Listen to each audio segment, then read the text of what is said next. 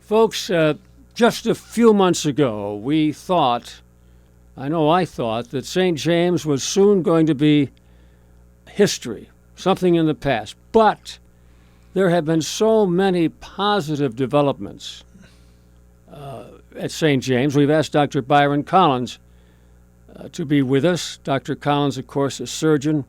Many of you know him. Many of you have gone to him. Thousands of people in our listening area, I'm sure, have relied on Dr. Collins. I know the Doran, Gibbs, and Gleason families have. Stay tuned now for an interesting conversation about the good news at St. James. It's time for the Newsmaker Show on News Talk AM 1480 WLEA. Here's Kevin Doran. All right, Dr. Collins, welcome to our program. That was the intro. You thought that was a question? That was an intro. Okay. By the way, I don't want to put you on the spot, but how many years have you been in the Hornell area? Just starting my 52nd. Wow. Uh-huh. Came in August of 1964. And I have been kidding on the air, but they tell me they cut it out about you did a procedure down my throat, and my throat is not, what it should be to be a professional announcer. But that's getting better, too, I'm happy to say. I told Doctor I've been blasting him on the air, but then it turns out they have been editing that out. Probably not a bad idea. Doctor, I know from what you've told me and from what others have told me that the news at St. James now is good and positive. I want you to talk to me about that. The hospital has changed dramatically since last spring, actually. As everybody, I think, knows, things were looking pretty glum. It looked as if we were going to have only an ambulatory outpatient surgery as well as a urgent care center, which would mean that anybody with anything emergent would have to be transferred immediately out, and we were not going to be able to take care of fully the needs of our patients in Steuben County. We serve 60 to 80,000 people here. We're the only hospital in Steuben County. Corning, Guthrie did build a new hospital, but they built it in such a way that you can have one foot in Chemung County, the other one in Steuben County, and it was basically built to compete with Arnott Ogden. It doesn't do Steuben County any good. So we have a great number of people relying on us. We've had a great number of people interested in maintaining St. James as a hospital, as it's always done or always been. And it's through all of that work that eventually things have been turned around, and I'm happy to report today, and we'll talk about this, the positive things that have happened and the type of support that we need from you people out there who are and have been our patients. Okay, Doctor, you heard my opening statement that a few months ago, I think it looked very gloomy, and a lot of us were very depressed.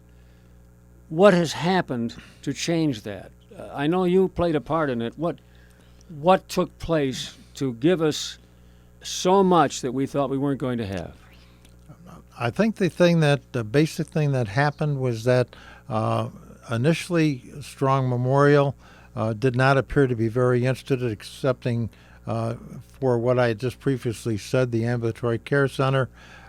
We then had Rochester General become interested in Hornell.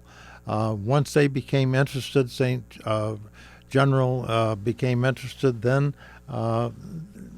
Strong Memorial Hospital seemed to step up to the plate, and more importantly, they have sent down a physician by the name of Dr. Ray Majewski, who has for 20 years been the medical director at Strong Memorial Hospital and is now our interim medical director.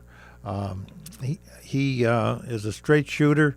He told Mr. Goldstein, who is the CEO of Strong, that he was not the least bit interested in coming to Hornell and closing the hospital, that if he came to Hornell, his mission would be to turn it around. Hooray for Dr. M. I've heard that from others, that he is the main reason, he plus the local doctors telling him what they needed. Now, one of the things that I could not understand was surgery only between certain hours, 4 to 7, something like that. And, you can't plan your accidents to time with the hospital. That's changed now, right? That's correct, and that's exactly what was going to happen. It was going to be just outpatient surgery, days only from 8 to 5 or whatever, and no weekends, no night coverage. And, of course, that's not a hospital. And what so many of us have worked so hard with, including Dr. Majewski, have been to turn that around. Everybody, I think, realizes that surgery is the core service of a hospital, and if you can't provide surgical services on a 24/7 basis, you don't in reality have a hospital. At the present time, I'm happy to report that hopefully by September the 1st, if not very early in September, we're going to have a full anesthesia 24/7. We're going to have full surgical coverage 24/7.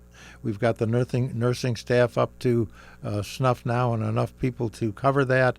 So we're going to be back pretty much to our old service. Respiratory therapy is back to 24/7. That had been cut to just days, Monday through Friday.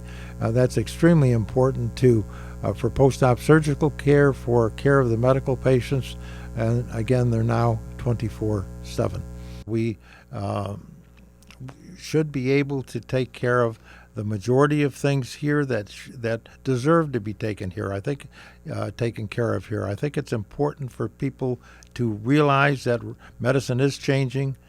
Rural hospitals don't do everything anymore, but the appropriate services that you should be getting from your hospital will be done and can be done right here with qualified people. That's not unusual. I mean, in the past, when it looked like it required a Strong or a Guthrie or whatever, people were used to the idea that we have to go there. But now you're saying it will be like, pardon the expression, the old days. You don't get shipped out right off the bat. You get shipped out when they say, hey, there's a procedure they do at X hospital. It's better than what we can do here. That's the way it's always been, right? That's the way it was in the past.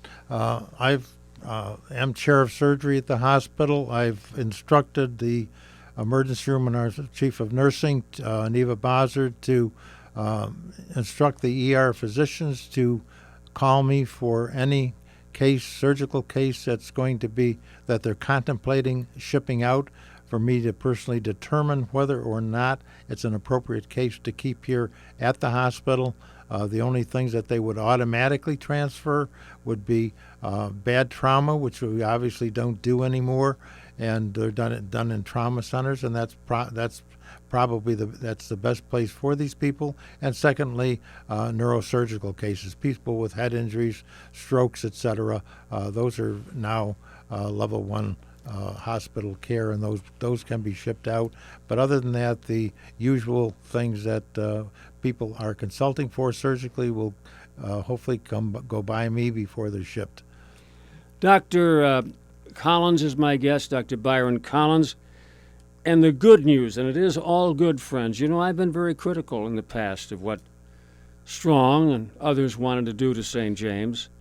But I got to tell you, I've been getting a lot of inside information from St. James, and it's all, I repeat, all very positive. There is one thing, we can't let the show go by without mentioning it. Taking away our birthing center, whatever they call it nowadays. People go there to have their children. But here's what I think. Now, I want you to tell me if I'm right or wrong. With Alstom talking about adding 500 jobs to the already existing staff of Alstom and Hornell, seems to me that some of those people are going to be in the childbearing age. Is it possible we'll get that back? I don't know. I think for the present we have to consider it gone. The service to be opened again will take a fair amount of time. I think we're doing one thing at a time. We're trying to make progress in one area at a time, all areas at a time if we can, but to bring back a service that's totally gone, like OB, even though none of us like it, none of us think it should have happened. It has happened, and I think for the present time that's gone. All right, Dr. Collins, we're going to take a little break. But folks, I urge you to stay tuned for part 2 of our program because we've only scratched the surface of the good news at St. James. But, of course, the bottom line is we all have to use those services. I know I've been using them lately. Not that I did it just to help the hospital, but I have had wonderful care at St. James. And you're listening to a guy who's been in Strong, he's been in General, he's been in Phoenix General. I mean, I've been in all of them, and I've never found better care anywhere else. We'll be back in just a moment.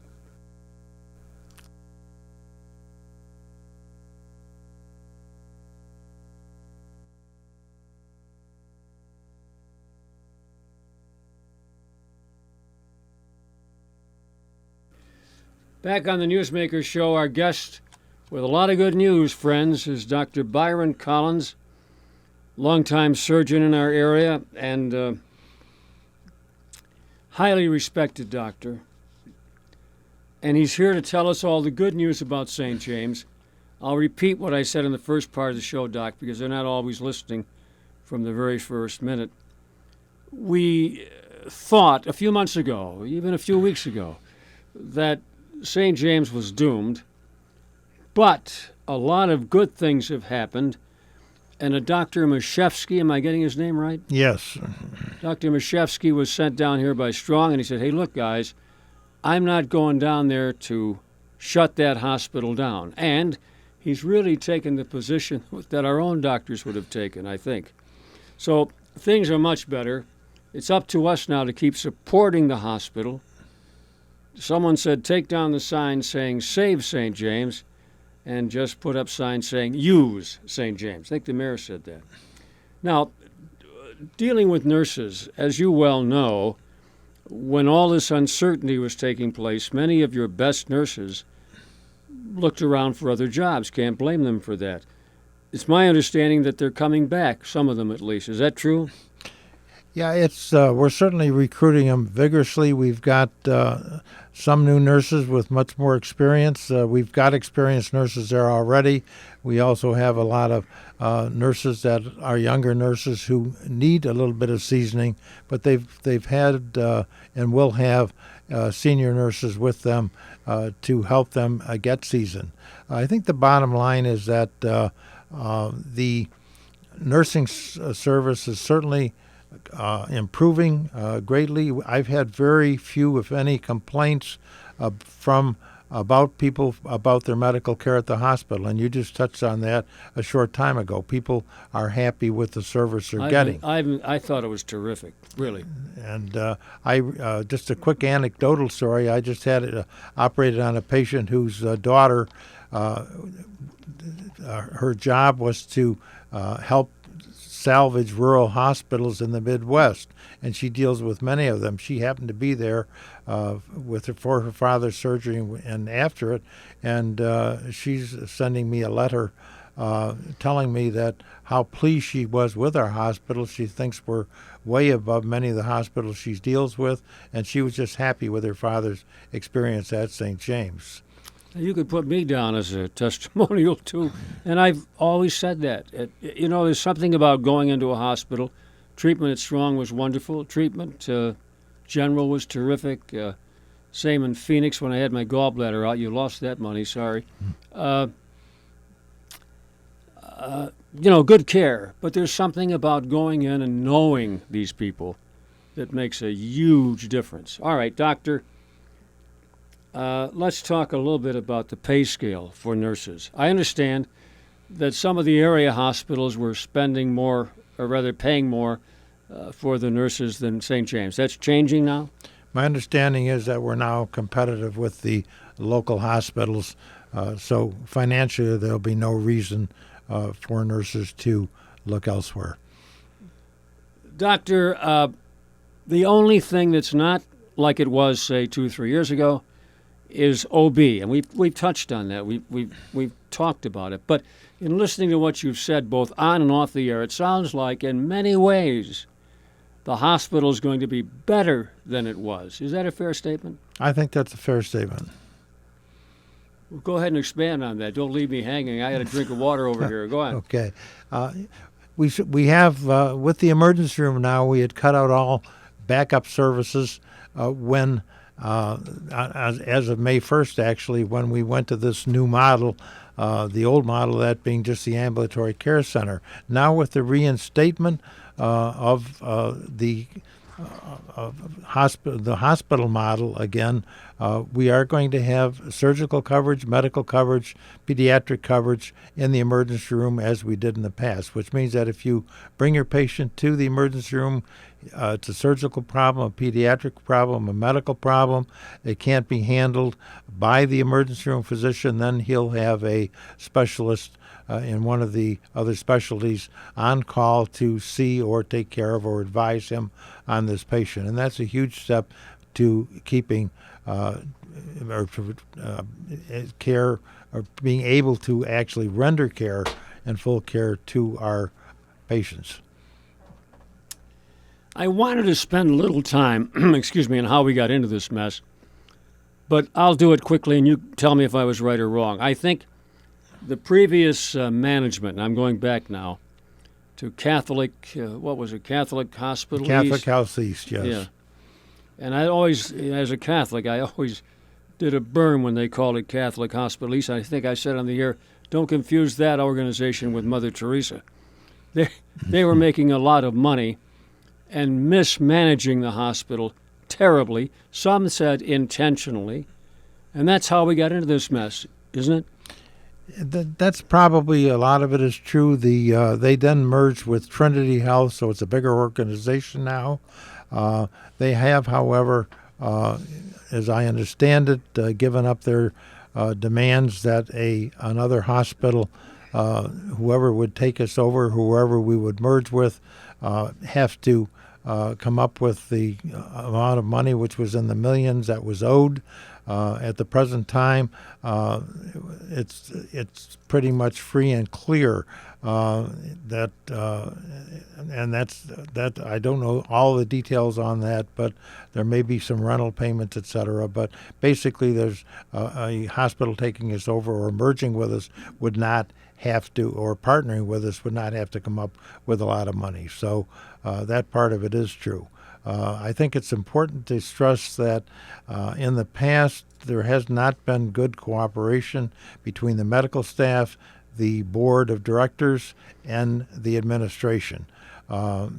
Regardless of what's happened in the past, I think at the present time all three parties understand and realize that in order for this hospital to succeed, we all have to work together. And I think the board understands and administration understands that the doctors have to be listened to, have to be consulted before changes are made that affect patient care. That would seem elementary to me. I don't know.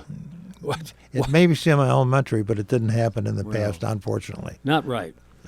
Doctor, we're down to about a minute and a half now. Anything more you want to say? I think we could do another program on this in a few weeks as things get even better, but anything else you want to add at this point? I think at this point the major thing is this, that if this hospital, we've saved it, now it has to be maintained. And we need to keep our patient beds filled. We haven't done that in the past. I would just ask everybody in our drawing area, which really goes south all the way to the Pennsylvania border, the people that used to come here, to give us a try again, to come back, and we'll take good care of you. We need to have the patient load. A hospital can't run without patients. We realize it's going to be difficult. We realize it's not going to happen overnight. But I think when you are pleased with the services you get, you will come back. You'll encourage your neighbors to, and that will make this work. Friends, if you ever want a testimonial from me personally, just give me a call at the radio station. Because I want to tell you, I've been in many hospitals, and I've always preferred St. James, and the new St. James is, I think, Doctor, it's fair to say, going to be better than the old St. James. Would you agree with that? Yes, I do. All right, very good. Dr. Byron Collins, one of the reasons, by the way, that these things turned out so well is because of Dr. Collins and also Mayor Hogan. I'll tell you a quick anecdote. On one of the shows, I said Mayor Hogan got on his horse and charged into the battle and turned things around. Then somebody called up and said, "What horse is big enough to carry Hogan?" He is a little overweight, Doctor. You ought to talk to him about that. That's it for now. Stay tuned now for news and information throughout the day on AM 1480 WLEA.